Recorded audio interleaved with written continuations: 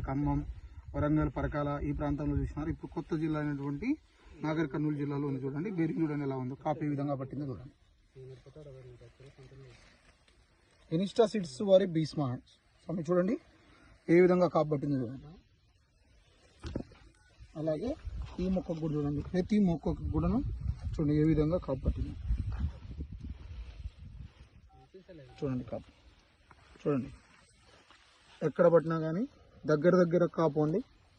చూడండి ద్రాక్ష తోటలో ద్రాక్ష కాపు పట్టినట్టు ఉంది, కానీ ఇది మిరప విత్తనం. కంపెనీ పేరు ఇనిస్టా సీడ్స్, విత్తనం పేరు బీస్మా.